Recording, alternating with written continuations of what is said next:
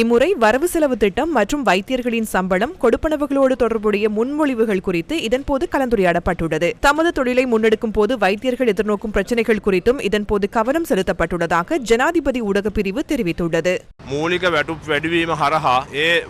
அடிப்படை சம்பளம் அதிகரிக்கப்படுவதனூடாக வைத்தியர்களுக்கும் அரசு சேவையினருக்கும் சம்பள பிரச்சினைகளை சரி செய்து மேற்கொண்ட தீர்மானங்கள் தொடர்பில் அரசு வைத்திய அதிகாரிகள் சங்கம் என்ற ரீதியில் நாம் எமது நன்றிகளை தெரிவித்தோம். இது சிறப்பான நடவடிக்கையாக நாம் பார்ப்பதாக கூறினோம். வைத்தியர்களின் மேலதிக சேவை கொடுப்பனவு இதன்போது கணக்கிடப்படும்.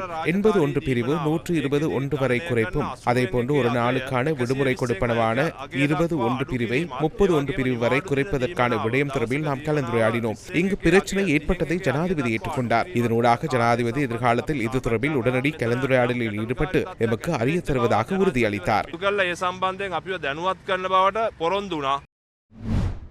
இம்முறை வரவு செலவு திட்டத்தில் பல்கலைக்கழக விரிவுரையாளர்களின் சம்பளத்துக்கு ஏற்பட்டுள்ள தாக்கம் மற்றும் வரவு செலவு திட்ட முன்மொழிவு குறித்து கலந்துரையாடுவதற்கு பல்கலைக்கழக விரிவுரையாளர்கள் சங்கங்களின் சம்மேளன பிரதிநிதிகள் தொழில் அமைச்சரும் பொருளாதார அபிவிருத்தி பிரதி அமைச்சருமான பேராசிரியர் அனில் ஜெயந்தவை சந்தித்து கலந்துரையாடினர்.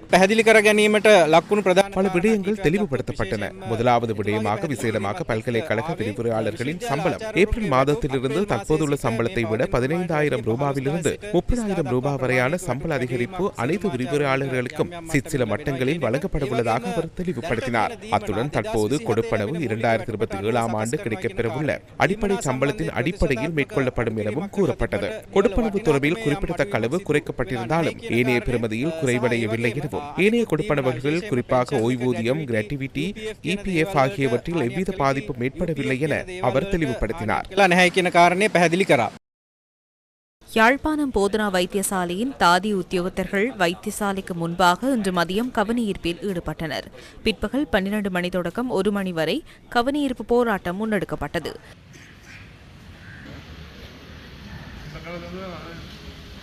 இதேவேளை கிளிநொச்சி மாவட்ட பொது வைத்தியசாலையின் தாதியர்களும் கவனஈர்ப்பில் ஈடுபட்டனர். வவுனியா மாவட்ட பொது வைத்தியசாலையின் தாதி உத்தியோகத்தர்கள் வைத்தியசாலைக்கு முன்பாக கவனஈர்ப்பில் ஈடுபட்டனர். பேராதனை போதனா வைத்தியசாலையின் தாதி உத்தியோகத்தர்களும் வரவு செலவு திட்டத்தில் தமது கோரிக்கைகள் மறுக்கப்பட்டதாக தெரிவித்து வைத்தியசாலைக்கு முன்பாக கவனஈர்ப்பில் ஈடுபட்டனர். மூதூர் தள வைத்தியசாலையின் தாதி உத்தியோகத்தர்கள் வைத்தியசாலைக்கு முன்பாக கவனஈர்ப்பில் ஈடுபட்டனர்.